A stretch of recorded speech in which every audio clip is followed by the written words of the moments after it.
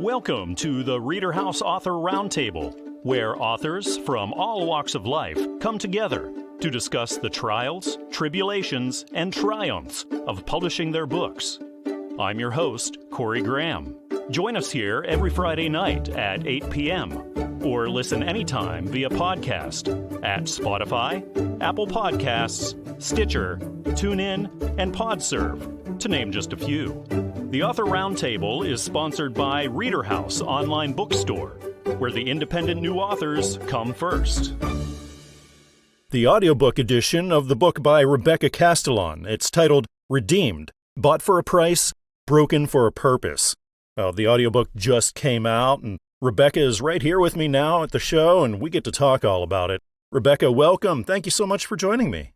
Thank you. Thank you for having me. So, Rebekah, can you tell me what readers and audiobook listeners are going to find here when they open up Redeemed? Yeah, so my book is about my life and overcoming adversity and how through that I found hope, healing, and a relationship with God. It's about being real about the pain that we experience and allowing ourselves and others the grace to work through that pain rather than just putting on a smile and pretending everything's okay while you're falling apart inside. And it's also about purpose that can come from pain if we don't just power through it as fast as possible, but rather invite God on a journey and allow Him to make something beautiful out of what was once so ugly and bring true healing. Well, Rebekah, what sorts of readers do you think that this would be best suited for? I think my ideal reader would be someone who has experienced their own version of brokenness and is searching for a way to find meaning in it and move beyond it. They may be curious about God or may have a relationship with God that they would like to deepen, but ultimately they have a desire to live their life and their faith more authentically. So how did this all come about, Rebekah? What inspired you to sit down and get started on your story?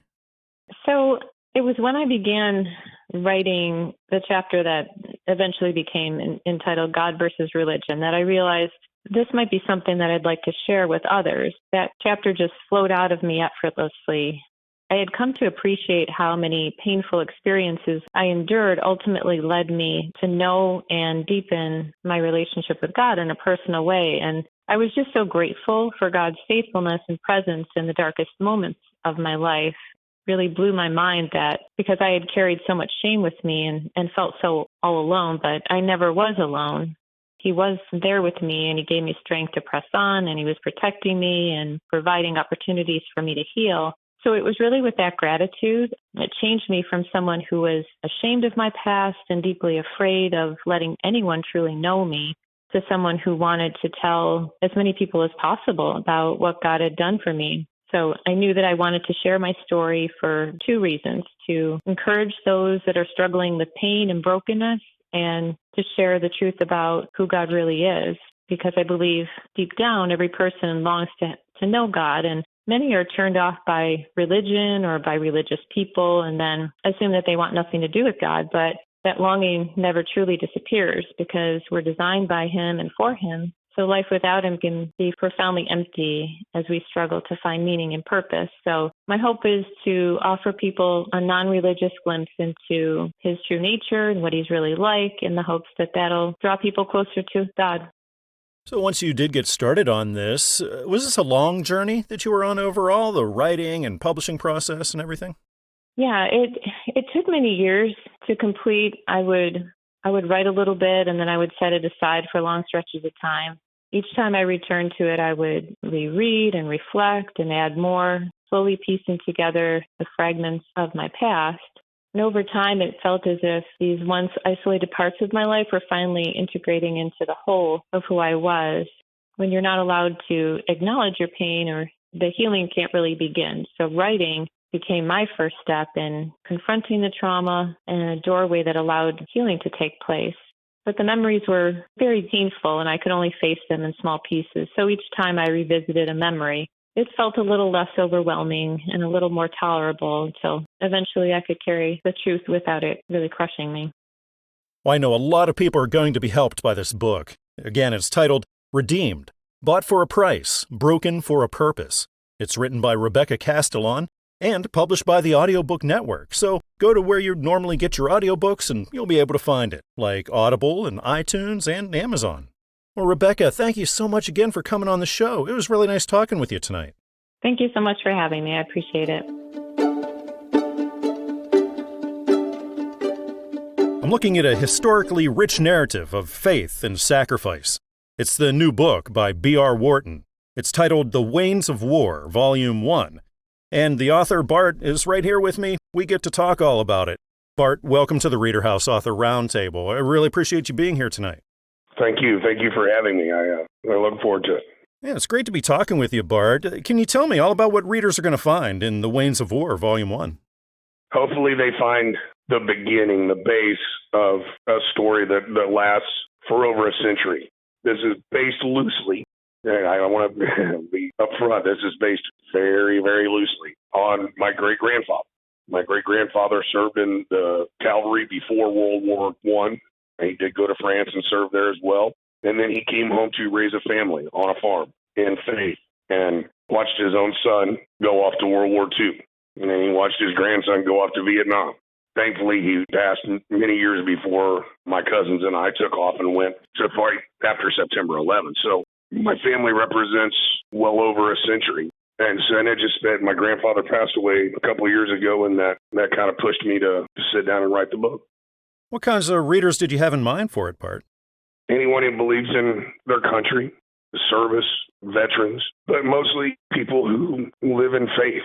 You know, that's one of the key components that made my great-grandfather, my grandfather, both sides, both of my grandfathers. They were both sailors in World War II and both men of deep faith. That's what made them strong. That's what made their families grow and made their families good.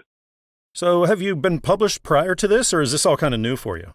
Nope, this is my first one. And actually, Volume 1, I literally, the original intent was to write one book that encompassed all 4 generations. But I saw an opportunity to at least send off a test fire. I've been writing off and on shorts and, little different things just as a hobby for many years. But to submit something to a publisher and try to actually get it published, seemed like kind of a lofty goal. And so once I got well into it, I went ahead and submitted, figuring the worst they can say is no, and they seemed pretty excited about it, so here we are. So overall, once you got started writing it and then the publishing process and everything, was this a long period of time? It took me a little over a year to write where I'm at in that, or write that portion of it. The publishing process this is my first time publishing, so I'm not by any means an expert, and I didn't have a whole lot of resource to go seeking help, from previous experience with anybody or anything like that. So it's probably taken a little longer than it could have. Maybe isn't the best in every aspect, but it's a learning process. That's what we do. We go out, we conquer, we learn, we go back and do better next time. So whenever you started working with your publisher, Christian Faith, and doing that publishing process, what did you find the most challenging about that? I honestly can't think of anything. Once I got to that point, and we made the agreement that, yep, we're going to publish it. There really wasn't anything challenging to it. They did a great job of handling everything, communicating well with me. I think it all moved forward about as quickly and as well as you would hope it to. So finally, one day it pays off. You get the first copy in, and you're finally holding The Wains of War, Volume 1 in your hands. Bart, what was that like? It was a big feeling. It was a really, aside from raising my family, and some personal achievements, this is the one thing that I've done that was just mine. I've never really accomplished anything on my own. Work stuff has always been a team effort.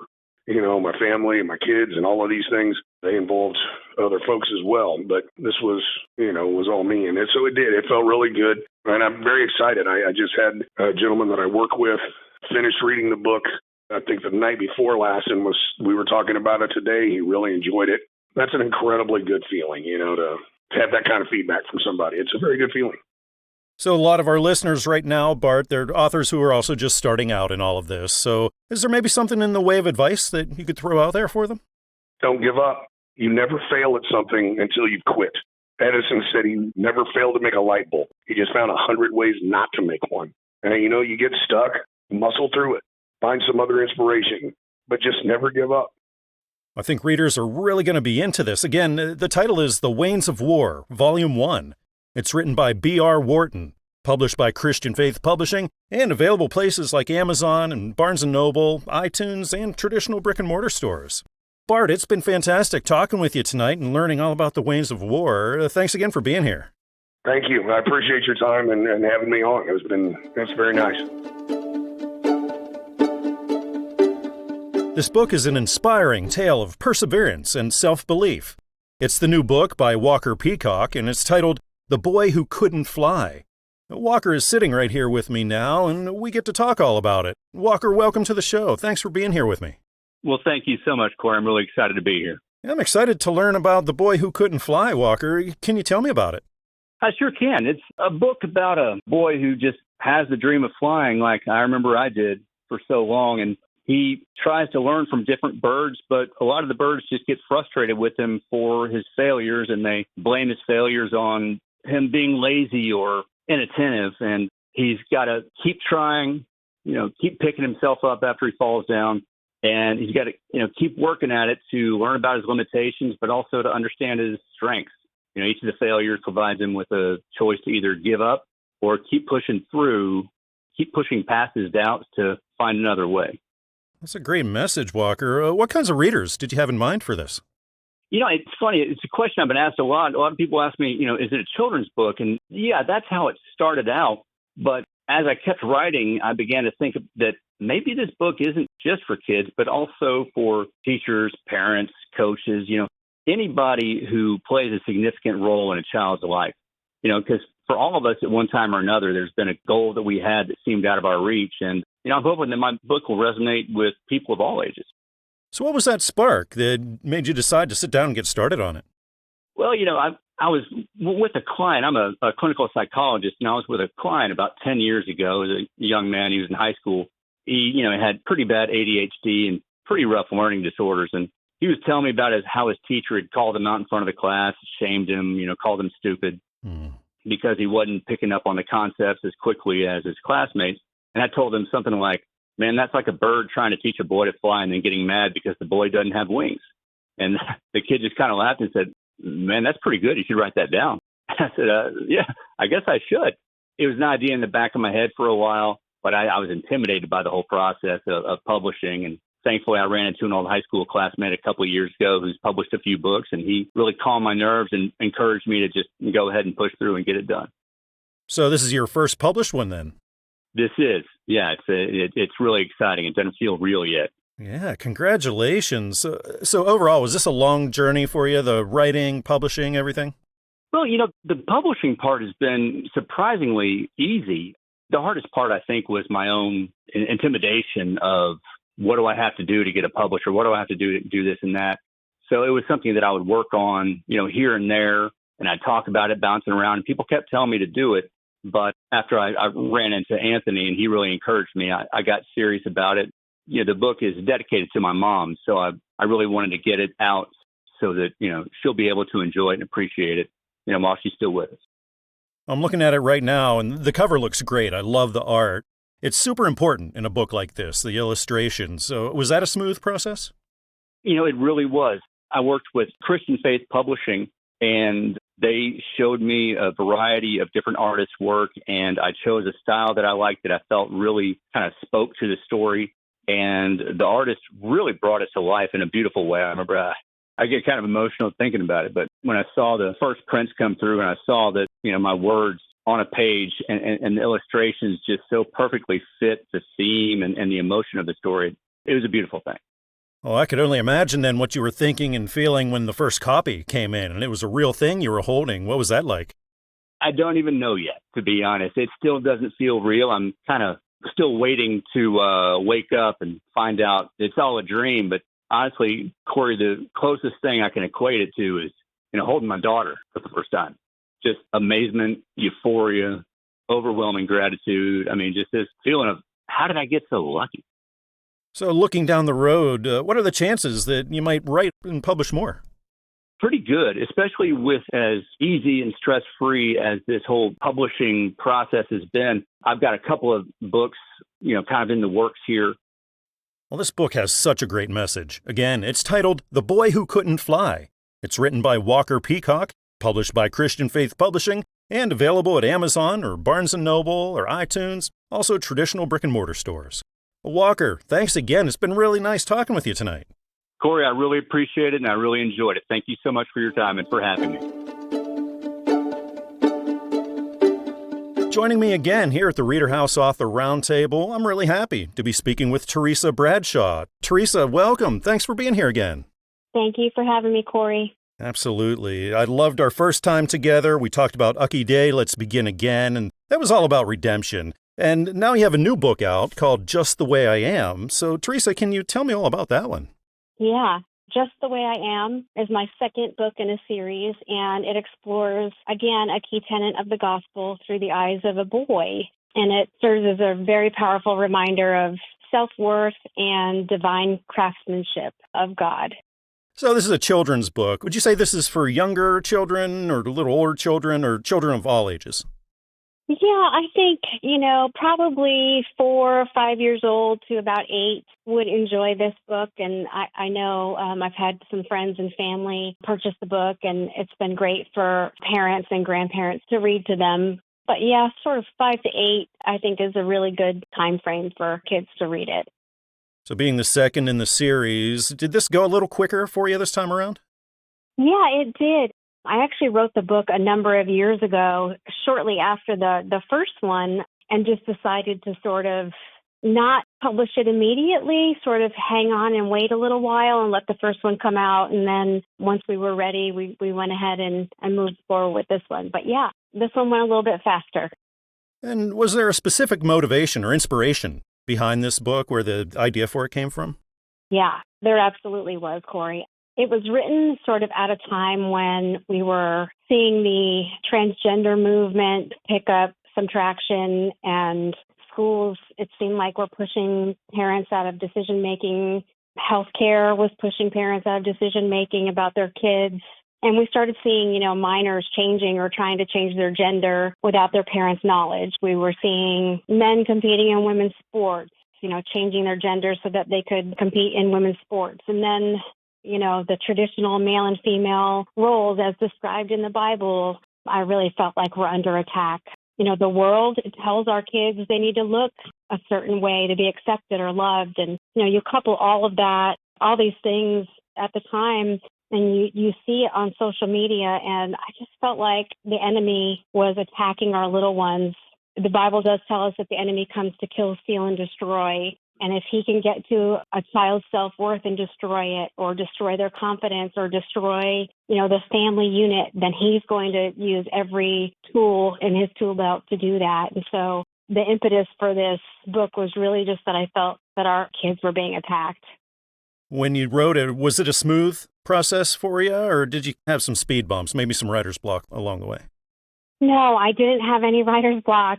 It sort of just kind of flowed out of me onto the page, and I will give all glory to God, and the Holy Spirit, I know, was driving me to write everything that's in this book.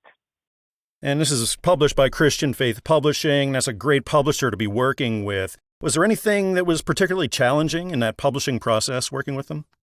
No, Christian Faith Publishing published my first book, and I was very happy to be working with them again, and there were no roadblocks.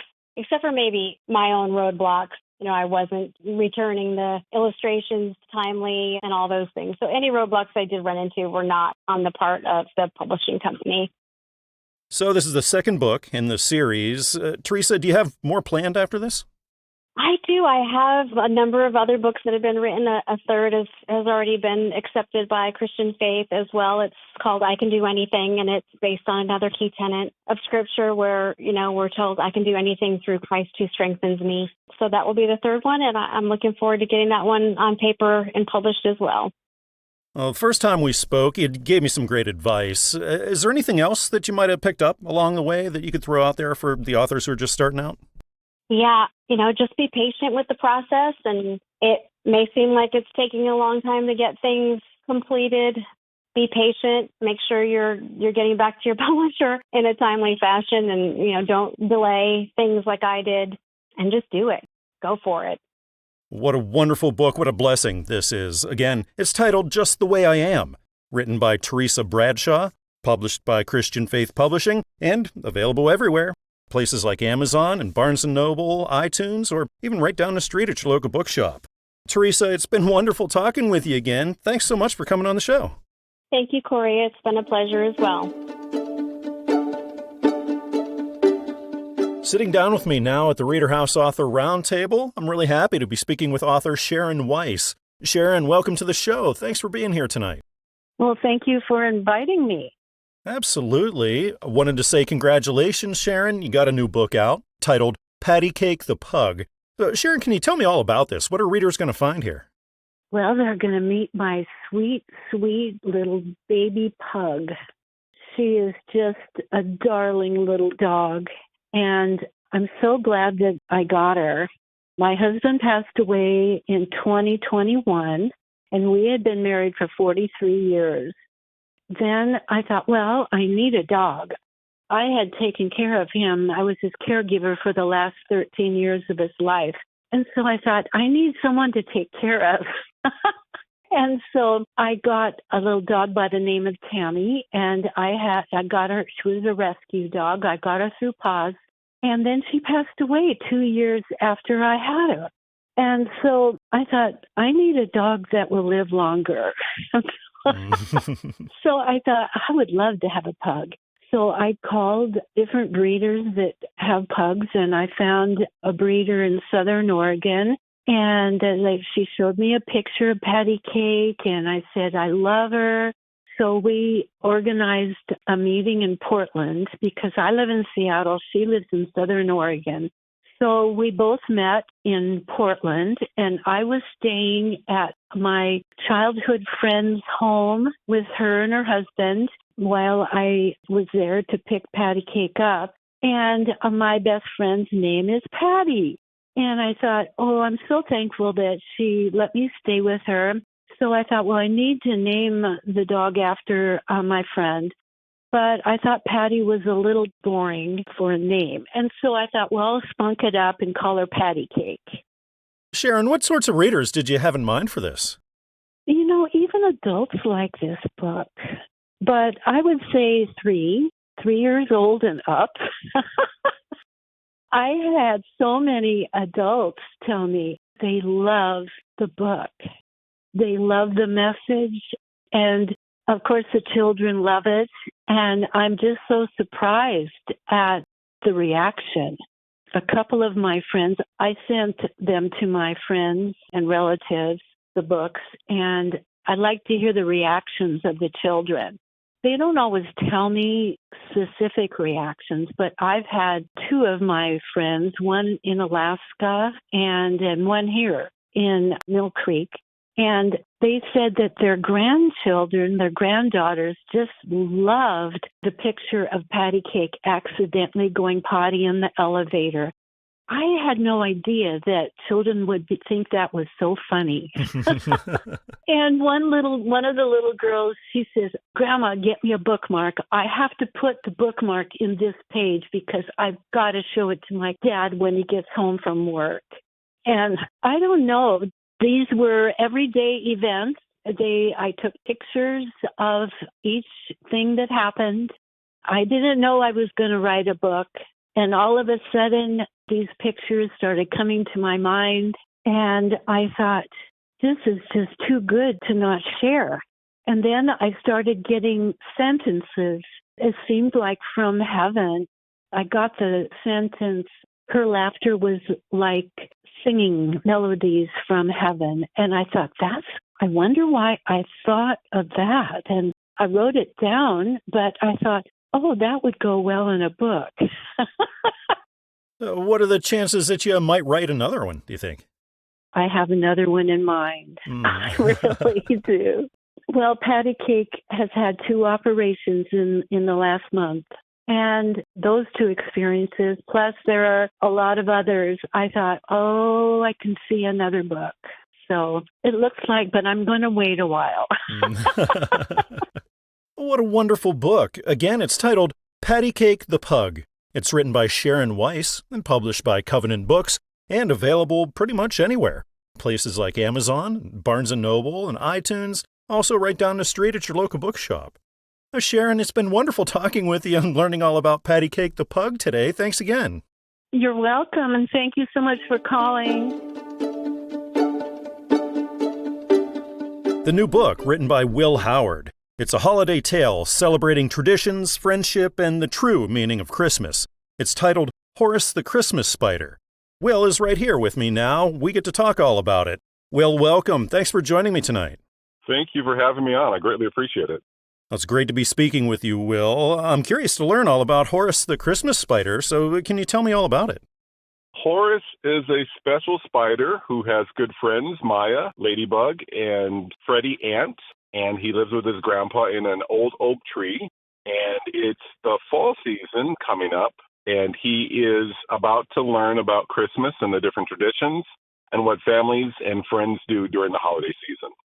Will, what sorts of readers did you have in mind for this? I was thinking primarily children that were celebrating Christmas with their families to give them an understanding of the true story behind Christmas. So this is an interesting concept, Will. How did this idea come about? Actually, a lot of my ideas for stories come when I go for a walk or maybe sometimes through dreams. And so one particular day I went for a walk, and I don't know why Horace was prevalent in my mind right then, but it was for the story. It just kind of developed as I continued on my walk and came home and immediately started typing the story out, had an outline, and then over the next couple of weeks fleshed it out to the finished product. So have you ever done anything like this before, or is this new territory for you? I have been writing short stories and children's stories for several years, but Horace was kind of a special one that it kind of nagged me to get this one produced and published. So once you started off on it, was this a long journey for you from beginning to end, the writing and publishing, all of that? I had actually put it to bed for a little while. A lot of times I will write, and then until I can finally finish fleshing it out or completing it. But for Horace, my father is a pastor, and he finally pulled me aside and told me, like, you've got a good story here. You need to publish this. You need to do something with this. And I took his word. And I listened to him, and I put it together. From that point, it took about maybe a year to finally get it published, a little less than a year. It started with Christian Faith Publishing. I approached them in March of 2023, and we worked behind the scenes and was able to have it published and produced by February of 2024. A very important aspect of a book like this is the illustrations, and I'm looking at it right now. The art on the cover is beautiful. So was the illustrations and all that a smooth process for you? Working with Christian Faith, it was excellent. They had the artists ready at hand with a select group of styles to choose from.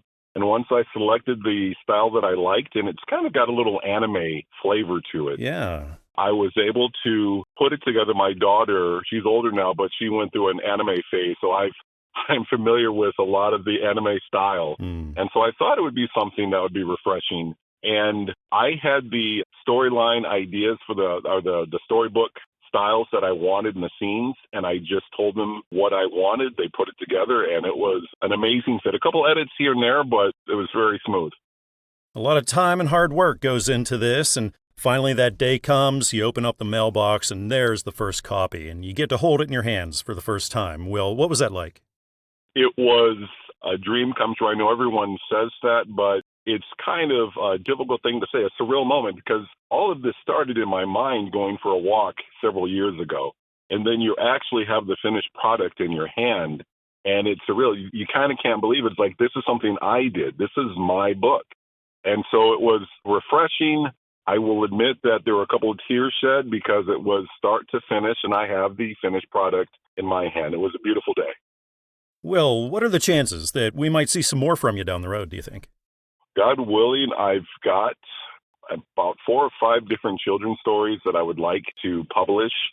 But at the moment right now, I just want to finish and working on this one and get this one off the ground, and we'll see from there. But I definitely do have 4 or 5 different children's stories ready to go right now.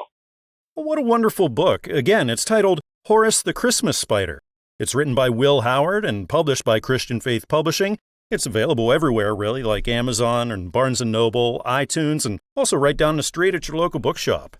Will, thank you so much for coming on the show again. I really appreciate it. I definitely greatly appreciate you. Thank you so much, and I wish you a great day and a great rest of your week. The book I'm looking at right now is a tale of imagination, determination, and discovering one's purpose. It's titled To the Moon. It's written by Norma Jane Smith, and we get to talk all about this book. Norma is here with me now at the ReaderHouse Author Roundtable. Norma, welcome to the show. I appreciate you being here with me tonight. Thank you. It's great to have you, Norma, and I'm curious to learn all about To the Moon. So what are readers going to find here? They're going to find a crazy rooster named Russell that built a spaceship and flew to the moon. And at the end of the story, the reader has to come to the conclusion, was it just a dream or did he really fly to the moon? I like it. Norma, what sorts of readers did you have in mind for this? Elementary children, but I found that the adults are enjoying the book more. So, Norma, how did this all come about? Where'd this idea come from? Well, my granddaughter in the book, the Ragtime Gang, RAG, that's my granddaughter's initials, and she wants to be an engineer. So we're always building things. So we built a catapult, and we were shooting cotton balls with the catapult. And she said, she calls me Omi. She said, Omi, one day I'm going to build my own spaceship and fly to the moon. And I said, how are you going to get it up there? And she goes, I'm going to use my catapult. I love it. So we were playing with the catapult, and she said, Omi, can you write me a story? So that's how I came up with the story. And the characters, the crazy rooster, Riley has a friend that has a rooster that's just crazy. So we got the rooster from there. And Patch, Russell's friend, that's actually my chihuahua that has patches. So I've been writing poems since I was very little, and I've been drawing since first grade. So every book that I write is in rhyme. And each book, I have 7 more books to be published, and each book introduces a new character, which is someone in my family, and each book introduces a vocabulary word because my granddaughter learns a vocabulary word every week. So it may be a word like discombobulated or something that the kids can relate to. So, Norma, once you sat down and got started on To the Moon, how long of a journey was this for you? Was it a long time? No, sir. I did it in 2 nights. And then once you had it all ready and you started working with the publisher, Christian Faith, what did you find the most challenging part about that end of things? Getting started. And then after all the time and work that you put into this, finally, the day comes, you got your first copy, and finally, and you're holding it in your hands for the first time, Norma. What kind of a moment is that like for you? I cried. So you're a published author, your work is out there for the world. When you think about that, Norma, what's the most rewarding aspect of it all for you? The books are like a ministry for children. So I wanted to leave a legacy for my grandchild and for her children. So I understand you illustrated this as well, Norma. Was that a smooth process for you overall? Very easy. So it's hard to do this kind of thing alone, and maybe if you have some people in your life that can be there to encourage and motivate you a little bit, it can be a lot easier. Norma, did you have people like that in your life? When I finish a book, I let my friends read it to their grandkids and their children so I can get their reaction. And sometimes I get a little bit of criticism, so they'll say, you need to change this, you need to change that. So it's mostly my friends and their children. Well, a lot of people who are listening to the show right now, Norma, they're authors who are just starting out. Do you have maybe some advice that you could offer them? Don't ever give up. We all have a purpose, and dreams do come true. Now, something I've noticed from talking with a lot of authors here over the years is that not only do they enjoy writing, but they also often enjoy reading as well. So, Norma, are you a big reader? I am. What sorts of things do you like to read? My Bible. Oh, what a wonderful book. Again, it's titled To the Moon. It's written by Norma Jane Smith, published by Christian Faith Publishing, and available at places like Amazon and Barnes & Noble and iTunes, also traditional brick-and-mortar stores. Norma, it's been wonderful talking with you tonight and learning all about To the Moon. Thanks again for being here. Thank you. Author Emily May has just released a book. It's titled My Blinders Will Be Removed. It's a memoir that explores the journey of overcoming varied personal struggles. And we'll be finding out more about this. The author, Emily, is here with me now at the ReaderHouse Author Roundtable. Emily, welcome. Thank you for joining me tonight. Thank you so much for this opportunity. It's good to be here. Well, it's great to have you. I'm curious to learn all about My Blinders Will Be Removed, Emily. Can you tell me all about it? Well, you know what? It's just from a personal life experience that I had fairly recently. And I just felt like it was something I needed to share, a struggle that I was going through. And I'm sure that other women, regardless of the age, have experienced or still are experiencing the same kind of struggle. So it was my opportunity to share that with the nation, whomever. Well, what was that spark? What got you started on this? Say, hey, I really got to sit down and get started on this book. Was there anything in specific? Yeah, whenever I was going through this personal struggle, I looked for information online. There was absolutely nothing available. And I was wondering, I wonder how many people are in the same situation that I'm in right now, searching for information, because at the moment it was too personal just to really go to someone directly and talk about. So I'm thinking maybe there's something online that I can find that bring some kind of comfort or peace of mind. There was nothing. So I thought at that moment, I need to write something for me and for others too, so that access can always be available. When it comes to writing, the publishing thing, Emily, have you ever done this kind of thing before? I've not done anything this big. I'm an educator, so I've written a lot of different kinds of information. Nothing that's been published, but that's been useful to other people, yes. So this is my first big venture, and it's very exciting.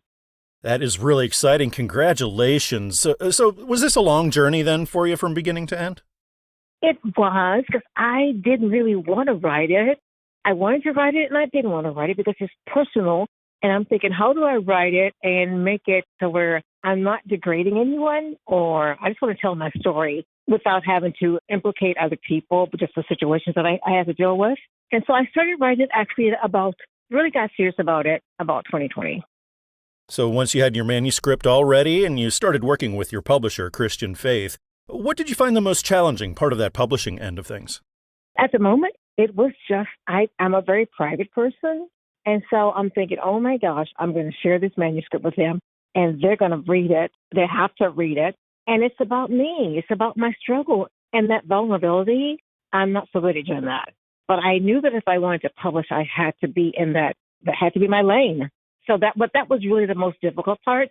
Just getting into the publishing house company with them was really an easy process. They made it so very accessible. So that was never difficult for me. So a lot of time, a lot of work went into this, Emily. So when it was finally a real thing, you were holding this book for the first time in your hands, what was that moment like for you? That's so funny because it was just really a moment of just unbelief. Even though I'm thinking, I'm looking at my writing, my ideas, it was like surreal. It's like, this is not me. This is not something that I've done. So it took me not even a moment, but just maybe like a day or so to really just digest the idea that it's actually in my hand, it's in my possession. But very, very exciting. I can't really explain how I felt. It was just like, it's something I dreamed of doing since 2020, needed to do it for other people. And then when it's finalized, I'm thinking, oh my gosh, it's really done. With a lot of gratitude. And now that you're officially a published author, Emily, what do you think is the most rewarding aspect of it all for you? I feel like I'm an overcomer in more ways than one. I've shared my story, and I'll be able to help someone else. And now I'm motivated to write another book. That was my next question. Do you see yourself writing and publishing more? So is that pretty much like a follow-up to this, would you say? It's not going to be a follow-up. That one was too dark for me to talk about in the first place. I don't really want to do a follow-up unless I'm encouraged to do so because someone's read it and they want to know what else I can do to proceed along the way in their journey. I'll write it from that angle, but not from mine. What I want to write about now is going to be working with young people who do struggle with these kinds of things. Let them know that you can do this, you can tell your story, and your story is always going to benefit someone else. I know this book is going to be a huge help to so many people. Again, it's titled My Blinders Will Be Removed. It's written by Emily May, published by Christian Faith Publishing, and available pretty much everywhere, like Amazon, Barnes & Noble, iTunes, also traditional brick-and-mortar stores. Well, Emily, it's been really wonderful talking with you tonight and learning about this book and a little bit about your story. Thanks again for being here. Thank you so much for the opportunity. I really appreciate it. There's a new gripping novel that author Tim Clampitt just released. It's titled Les Glacia, A Guardian's Legacy, and it's part of the Guardian Chronicles series. We're going to be talking all about it. Tim, the author, is here with me now at the ReaderHouse Author Roundtable. Tim, welcome. Thank you for joining me. You're welcome. How are you doing today? Oh, I'm doing great. I'm excited to learn all about Lesglacia. So, Tim, can you tell me what readers are in store for here? Yes, it is a thrilling novel that will grip you at the edge of your seat from the very beginning. I started off with a nice opening battle scene that I feel has done pretty good with the describing the new race that I created. They're a Cyclops ogre race that is fighting against the human race. And I feel that would be something new that readers haven't experienced before. Tim, what kinds of readers did you have in mind for this? Oh, about teen young adult or whoever would be interested in it, really. So you got to tell me, where did the idea for this come from? Well, I was 12 when I read a book called Jeremy Thatcher Dragon Hatcher by Bruce Coville, and ever since then I've wanted to write books as well as continue reading. So is this your first published work then? Yes, it is. So being your first one, did this take a really long time to write and put through that publishing process? Yeah, about 10 years. So while you were writing this, Tim, were you going off an outline, like maybe you knew how you wanted things to go from beginning to end, or did you just maybe start with an idea or a scene or a character and just sort of start writing and see what happened from there? A bit of both, really. Yeah, I had started off with the idea of introducing a new dragon race that had never been thought of before. And as far as let's say, sorcerers experimenting on them and changing their entire makeup. So a lot of time, a lot of hard work goes into this, and that day finally comes. It's a real thing. Tim, you were holding this book in your hands for that first time. What was that moment like for you? Oh, man, I was on cloud nine. That was an amazing feeling. So now that it's official, you're a published author now, Tim. What would you say is the most rewarding aspect of it all for you? Hearing readers' feedback and how much they love the story versus if it was just a terrible story and it just flopped, didn't help them through any sort of part of their life or help them get past anything. I have put parts of my own life into it. So, of course, this is part of the Guardian Chronicles series. So do you have more planned out, or are you just going to kind of see how it goes from here? Oh, I got more planned out. I want upwards of 9 books probably total. Oh, wow. So I take it you are a fan of this kind of thing. Do you read a lot of this kind of thing yourself? Yes, I do, actually. I love it myself. Who are some of your favorite writers in that genre? Well, like I said, Bruce Coville, who started the whole thing. And then Christopher Paolini, he inspired me a lot with his Aragon, Brissinger, Elvis, and the Inheritance series. And then also J.K. Rowling. She inspired me because of how she had humble beginnings and everything like that. I've also liked how she has stayed true to herself and doesn't let anybody push her around, really, because she knows what she believes and she just sticks to it. So I'm looking at the book here right now, and this is a great cover. The artwork is fantastic, Tim. Was that all a smooth process to come together? Yeah, so I actually drew the images up inside myself with a mechanical pencil. And as far as the cover goes, I designed that and had the publishers create it for me.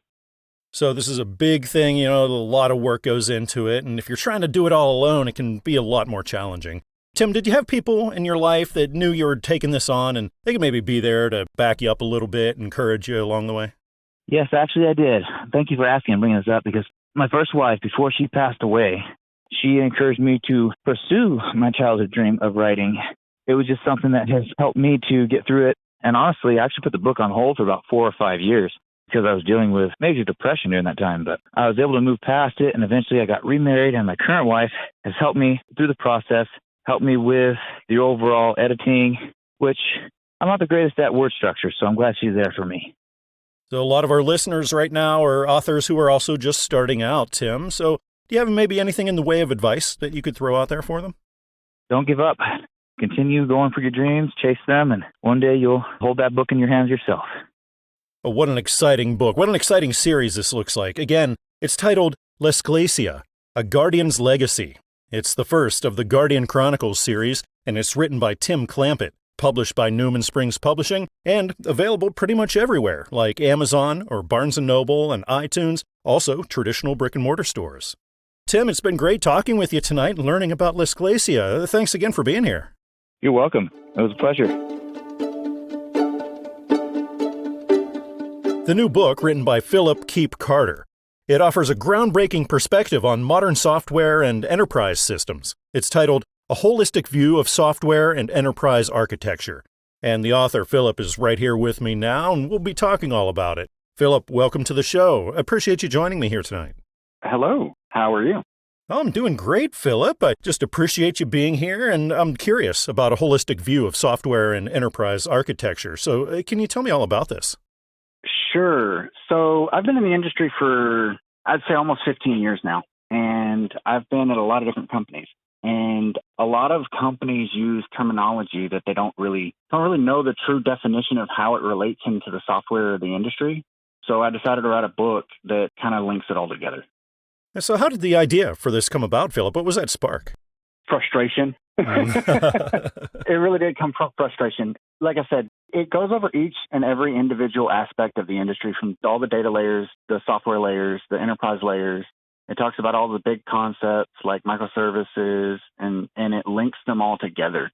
The first 3 chapters really are about people and process, and then it goes through all the rest of them.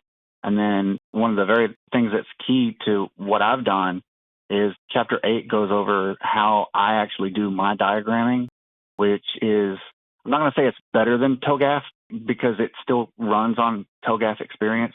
It's one of the processes in enterprise. It adds to it. Now, Philip, what sorts of readers would you say would get the most out of this? Anyone that wants to get into the software development industry. It does go into a little bit more technical at times, but because of the high-level overview of what it is, recruiters should pick up the book. Like I said, it goes over people and process, first 3 chapters. So if you're even thinking about getting into the technology industry and want to know how the industry runs, pick it up. Read the first 3 chapters. If you find that you like one of those ideas or concepts, go to those chapters and read about what it actually does in the industry, because I don't take it from a very technical standpoint. It does get technical because it's a technical book, but I do everything I can to keep it as high level as possible. So have you ever done anything like this before, Philip, or is this sort of some new ground for you? Not a book. Like I said, I've been working in the industry for 15 years. I study all of this stuff all the time, like every day. And because of my breadth of experience at like 6, 7, 8 different companies, I've seen so much of this that it just came a point in time in my life where I need to give back to the industry, and this is the way that I've done it. Like I said, it goes over all of the high-level stuff that's in the industry now, like data mesh. I talk about how data mesh is really just a new process that's built on distributive architectures, and how it compares to data fabric. I know these are a lot of high-level words, but hopefully it reaches the people that it's supposed to. So once you sat down and got started on this, Philip, was this a long journey that you were on overall? It took me about a year. I never in a million years thought it would take me this long to put all of my thoughts and ideas on paper and then actually make a cohesive series flow of it so that each chapter builds on each chapter, so that when you get to the end, it does make sense how the entire industry kind of runs and how you can pick it up and walk into an enterprise level position just knowing the right things to say. So once you had your manuscript all ready and you started working with your publisher, Christian Faith, and started that publishing process, Philip, what did you find the most challenging part of that end of things for you? Man, marketing. I'll tell you right now, marketing. That's the biggest. Book was fine. The whole process for the book was great. Getting everything into the industry was amazing. The Christian Faith did an amazing job with the cover, with everything that they worked with me on. All of it's been great. It's a little difficult because Christian Faith is not technically a technical writer. Like their publishing is not necessary. So a lot of their normal viewers or readers, this is not really in their normal wheelhouse. But it is out there. It's out in the industry. I'm hoping to get a whole bunch of eyes on it so that hopefully I can change the industry just a little bit, because, man, every one of these teams needs to be able to work together. The industry is so siloed right now that when you're working in the database team, you don't know what the enterprise team is doing. When you're working in the software team, you don't know what the database team is doing. You've got to be able to cross-collaborate and coordinate and talk across the industry. Again, the book is titled A Holistic View of Software and Enterprise Architecture. This is written by Philip Keep Carter, published by Christian Faith Publishing, and available at places like Amazon, Barnes & Noble, and iTunes, also traditional brick-and-mortar stores. Well, Philip, thank you again for coming on the show and telling me all about this book. I had a good time talking with you. Thank you. We hope you enjoyed this edition of the ReaderHouse Author Roundtable, where authors from all walks of life come together to discuss the trials, tribulations, and triumphs of publishing their books. We hope to see you back here every Friday night at 8 p.m. or listen anytime via podcast at Spotify, Apple Podcasts, Stitcher, TuneIn, and PodServe, to name just a few. The Author Roundtable is sponsored by ReaderHouse Online Bookstore, where independent new authors come first.